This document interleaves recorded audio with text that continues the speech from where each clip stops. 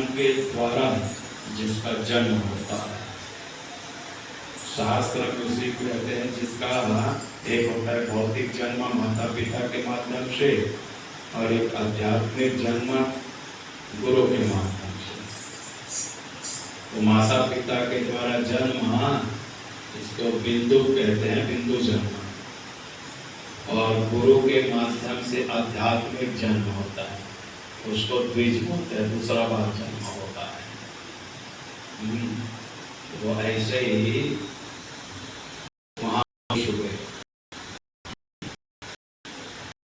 गुरुदेव जिसके आश्रम चरणों शरणों में बैठ करके जिसका प्रत्यक्ष दर्शन लाभ, प्रत्यक्ष ज्ञान लाभ प्राप्त हुआ, जो मेरे पीछे में चित्र लगा हुआ है।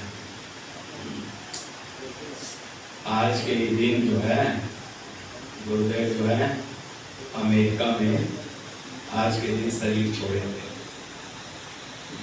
कार्यक्रम में थे, देखना यूट्यूब में, अंग्रेजी पर ही सब गीता रामायण भागवत जो भी है गीता पर ही होते हैं, इंग्लिश में ही बोलते थे। उस समय अमेरिका के प्रवास में थे, अमेरिका में भी आश्रम में बहुत बड़ा। वहाँ पर पूज्य गुरुदेव का शरीर जो है वहीं शांत हो और उनके शरीर को हवाई जहाज के माध्यम से दिल्ली से हवाई जहाज से चंडीगढ़ और चंडीगढ़ से रोड वही संदीपनी आश्रम हिमालय वो समाधि दी गई। और इसी के नाम से अंतर्राष्ट्रीय एक मिशन है, ट्रस्ट है, स्वामी जी के नाम से, गुरुदेव के नाम से, चिन्मय मिशन अंतर्राष्ट्रीय संस्था है। गुरुदेव जो है विश्व के कोई ऐसा कोना नहीं छोड़ा जहाँ पर जा करके ज्ञानोपदेश नहीं किया, प्रवचन न किया। समूचे विश्व में भ्रमण करते रहे और कई जगह जहाँ पढ़े वो हिंदी मीडियम से है, गुरुकुल संदीपनी आश्रम वेदांत प्रशिक्षण कोर्स, और एक जो है बम्बई में है, अंधेरी के पास मुंबई में, तो संदीपनी साधनालय, वहाँ पर इंग्लिश मीडियम से गीता रामायण भागवत, वहाँ विदेश के लड़के भी थे, लड़कियाँ भी होती। हमने पढ़ा तो भाई हमारे पद चिन्हों पे चले, इनको भी ज्ञान प्राप्त हो, इनको भी ज्ञान हासिल हो। हमारे बाद में नंबर आया रमा जी, वो गई, जिस समय निर्मला महाराज जी भी थे, वे भी वहां पर विद्याध्ययन प्राप्त किए। उसके बाद में कमल जी जो है यह भी उसे गुरुकुल आश्रम संदीपनी आश्रम हिमालय, इसको भी भेज, वो भी अध्ययन कर ले। जब इसी लाइन में चलना है तो ज्ञान भी होना चाहिए, शिक्षा भी होनी चाहिए। तो ऐसे ये ज्ञान शिक्षा इन दोनों देवियों ने भी उसे गुरुकुल आश्रम में वेदांत कोर्स किए।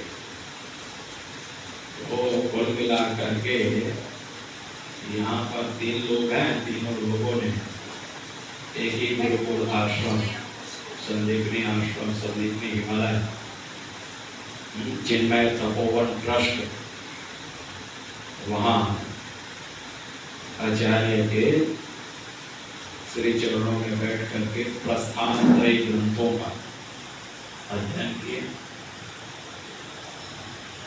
वो जो स्वामी जी जो है जिसकी फोटो का पीछे लगे हुए हैं, शरीर का दक्षिण भारत का था, केरल सुने होंगे, वहाँ पर एर्नाकुलम है।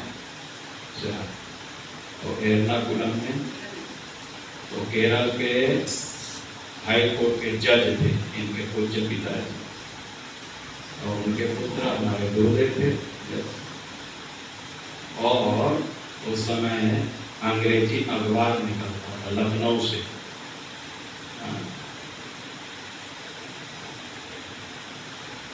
Nehru Herald, national Herald, national Herald. और नेशनल हेराल्ड जो थे उनके बड़े पत्रकार थे, ला पढ़ाई किए हुए थे पूरे। कभी कभी ऐसा रहता है कि शास्त्रों के प्रति या संतों के प्रति उतनी ज्यादा रुचि नहीं थी, और यही संत महात्माओं के परीक्षण करने के लिए पहले तो यही सोचते थे कि साधु महात्मा जो होते हैं ना, वो ज्यादा उतनी पढ़ाई नहीं की है, उतना पढ़ा लिखा नहीं, या कभी सोचते थे साधु महात्मा है तो मतलब उसका पूर्व का जो घर जो है या स्थिति जो है वो ठीक नहीं है, तो पढ़ाई लिखाई नहीं है तो बन जाओ महात्मा, घर द्वार ठीक नहीं है तो बन जाओ महात्मा, कमाने धमाने में मुश्किल हो जा रहे हैं तो पहन लो घेरवा वस्त्र, बन जाओ महात्मा, ऐसे सोचते हैं। इस लाइन में जब आए, अच्छे खासे हमने भी BSc के पढ़ाई को छोड़ करके, और तब पता चला कि कितने पढ़े लिखे। स्वामी रामतीर्थ थे, MBA की पढ़ाई किए हुए थे। स्वामी शिवानंद सरस्वती अपने गुरुदेव के शिक्षा गुरु थे, MBBS डॉक्टर थे स्वामी। तो सोच रहे MBBS डॉक्टर डिग्री प्राप्त करने के लिए लोग जो है कितने कोशिश करते हैं, और MBBS पढ़ाई वो डिग्री को किनारे में करके सन्यासी बन गए। तो उन्हीं स्वामी शिवानंद जी महाराज जो ऋषिकेश में रहते थे, तो लखनऊ से और दिल्ली से होते हुए अपने होते पहुंच गए प्रेस रिपोर्ट लेना है, उससे इंटरव्यू लेना। वहां रुक गए, स्वामी जी से अपॉइंटमेंट लिया, मिलना है, और वार्तालाप के अंतर्गत अनेक गुरुदेव के प्रश्न थे, और उन प्रश्नों का समाधान स्वामी शिवानंद जी महाराज वो करते रहे। उनको पता चला कि सचमुच में भारतीय दर्शन में है क्या, और संतों में कैसी प्रतिभा है, इससे वाकिफ परिचित हुए।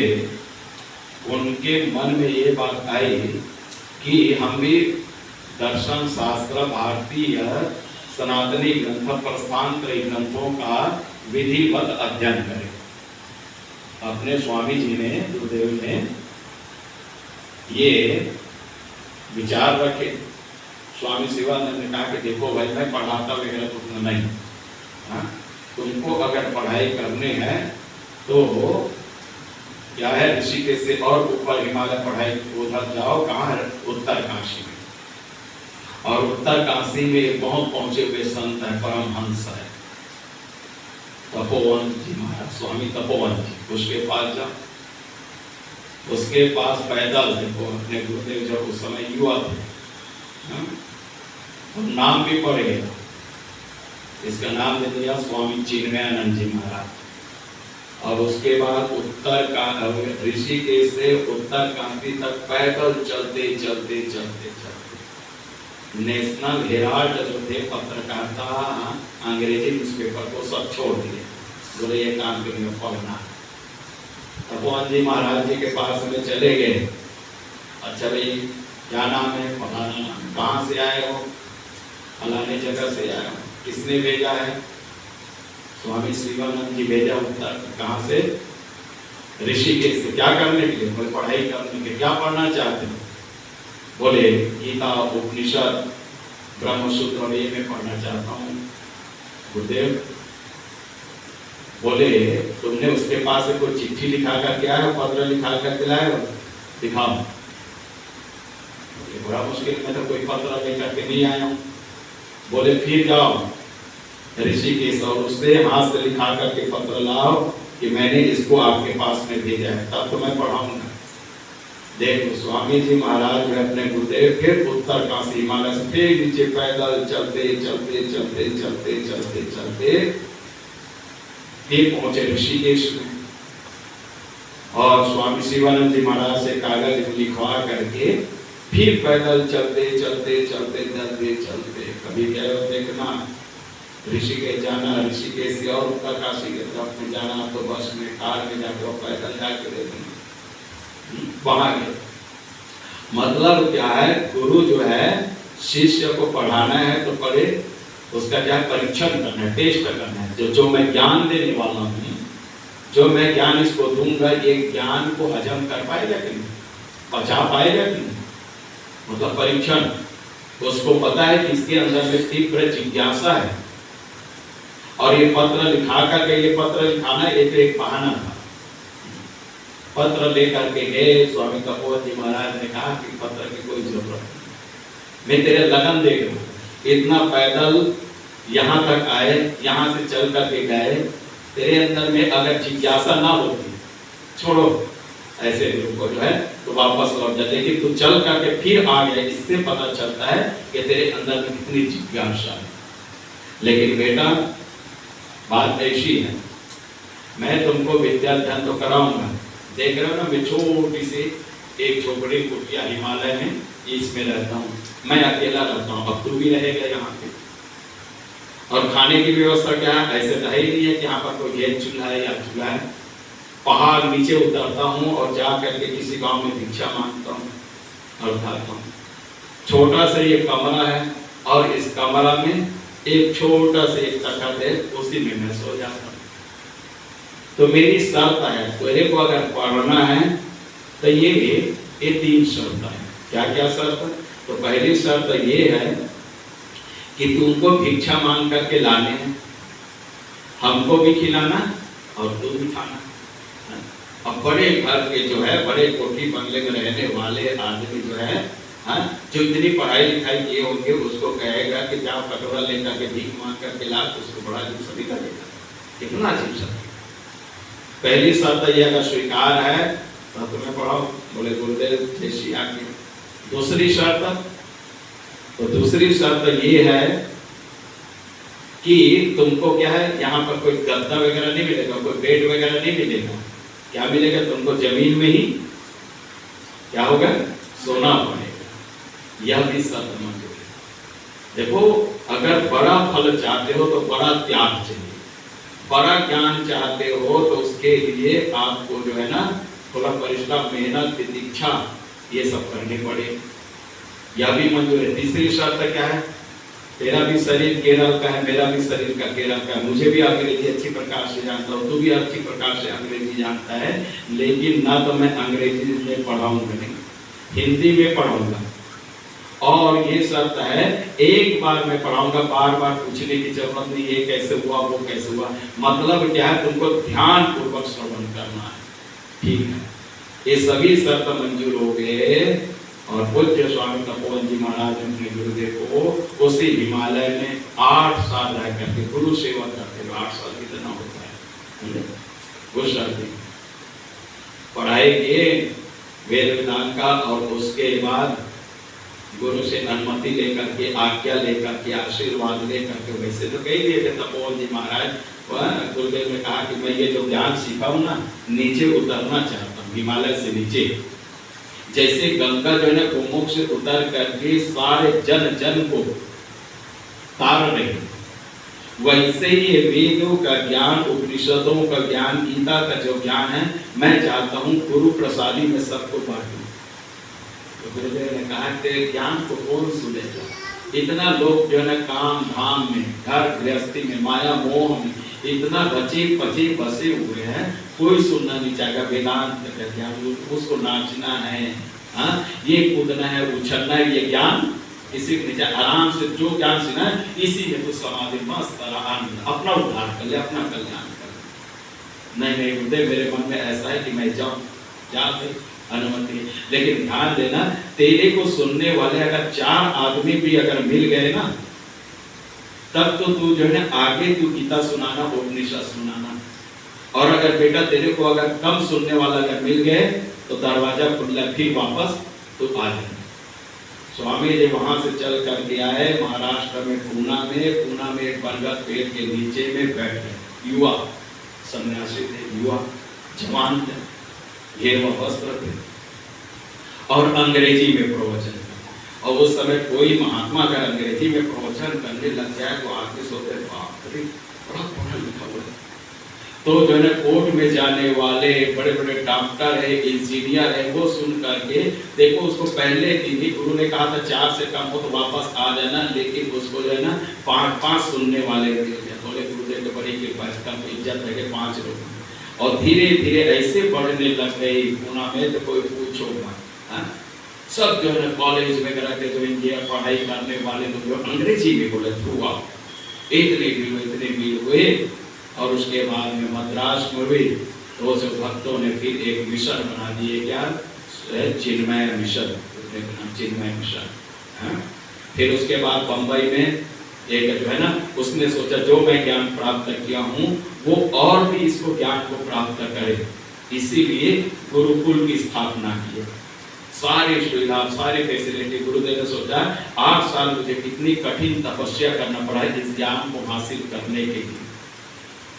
अब इतना ज्यादा लोगों की इच्छा नहीं है तो उसकी सारी सुविधा, चाहे पेन हो, कापी हो, रहने का, खाने का है, पीने का है, सारे निःशुल्क मुफ्त वो पढ़ाई होती है अंग्रेजी मीडियम। और हिमालय में, हिमाचल में गुरुदेव का गुरुकुल आश्रम जो है हिंदी मीडियम से वो सारे हाँ पहले भाई इंटरव्यू लेते हैं, इंटरव्यू से सेलेक्ट करते हैं, चुनाव करते हैं, चुनते हैं, उसी को एडमिशन मिलता है, वहाँ पढ़ाई।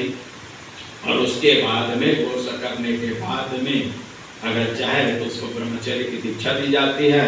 और उसके बाद पूरे हिंदुस्तान में कई जगह जो है सेंटर है, चिन्मय मिशन सेंटर है, उसमें सब भेजते हैं और वो गीता उपनिषद का वो प्रचार प्रसार करते हैं। तो हमने पढ़ाई करने के बाद में भी कई वर्षों तक चिन्मय मिशन की सेवा देते रहे। रीवा में, सतना में, कानपुर में, लखनऊ में, हाँ बम्बई में भी रहा, फिर अंडमान निकोबार में भी रहा, छत्तीसगढ़ में भी रहा। तो ऐसे करते करते करते हाँ अब जो है ज्ञान करते करते आ करके चुपचाप यहाँ हमको निर्मला महाराज ने बैठा दिया। अब कहीं जाने की जरूरत नहीं है, अब तो मेरा मिशन सम्मान। यहाँ हम जो है ना यहाँ फिर एकदम से आ गए। तो चिन्मय मिशन में जो है हमने जो है ना और गुरुदेव का जो सानिध्य, देखो गुरुदेव का जो है अमेरिका जाने से पहले 1 महीना पहले ही मुलाकात हुई थी अंतिम दर्शन हिमालय में, हिमाचल में सिद्ध वाले जहाँ हो सकती है। और वहीं पर ही गुरुदेव को मैं चरण दबा रहा था करी। उसके बाद में अमेरिका गए थे और गुरुदेव का जो है वो शरीर उसका और वहीं पर ही वो पूरा हुआ। समाधि जब हुई तो जब टीवी वगैरह न्यूज़ में हमने देखा तो छत्तीसगढ़ में थे और वो न्यूज़ देख करके लोगों ने बताया कि हमने टीवी में देखा है आपके गुरुदेव का शरीर जो है अमेरिका में हो गया और उसकी समाधि हिंदुस्तान में दिया जाए। तो फिर हमने समाधि में भी सिद्धवाड़ी में गए थे, समाधि जहाँ पर दी गई थी। तो ऐसे जो है ना गुरु जो है ना कहते हैं एक जो है ना मातृ पितृऋण होता है, एक ऋषि ऋण होता है, एक भू ऋण होता है, एक ऋण होता है, एक देव। 5 ऋण जो है हर व्यक्तियों के इंसान के पास 5 ऋण। माता पिता का ऋण है जिसने हमको इस जगत में हमको का भेजने का निमित्त